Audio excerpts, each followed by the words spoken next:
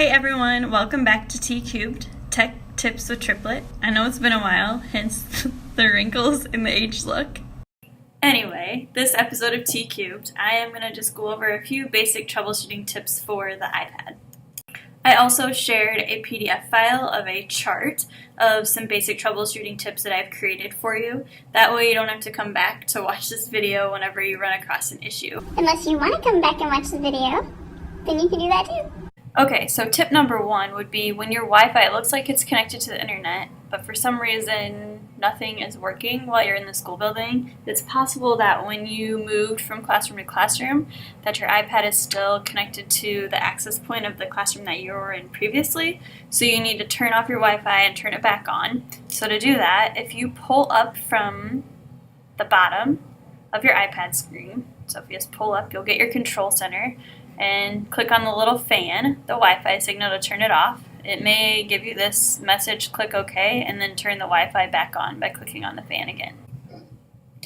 Tip number two, if you're in an app and it appears to be frozen, so if you're clicking on anything on your screen and nothing's working just from tapping on things on your screen, I suggest you double tap the home button, and once you double tap the home button, you'll get your control center pulled up and you can swipe up to close out of your app.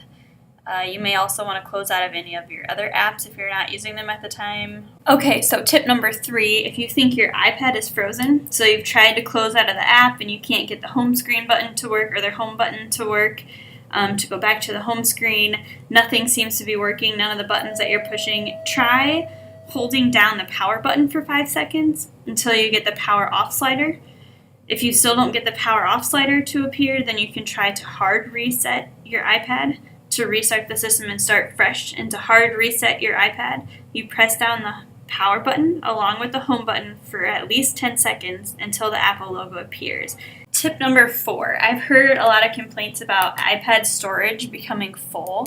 If your iPad storage is becoming full, go ahead and click on your settings and go to General and click on iPad storage, and you should be able to see then like what apps are taking up the majority of your storage on your iPad. A lot of times it's going to be photos and videos, so you may want to go through your photos and videos and either delete or save them to like your Google Drive and then delete them from your iPad. There's no reason why you would have to have it saved on your actual iPad, so go ahead and save any photos or videos in a different location, like I said, your Google Drive. If there's any apps that you're not using that seem to be taking up a lot of space, you can go ahead and delete any apps that you never use as well. Okay, tip number five, if you have brought your iPad home and it doesn't seem to be working, like for instance if you're in Schoology and the login is failing, or if you try to go to any website or anything on Safari, you can't seem to get to the site, you'll need to make sure that you are logged into the content filter. If you do not know your username and password to the content filter, you need to see tech support, which would be Mrs. Anita Smith or Mrs. Patty Feldhacker. Okay, one last thing. Make sure that your iOS software and apps are always up to date, and please charge your iPad every day.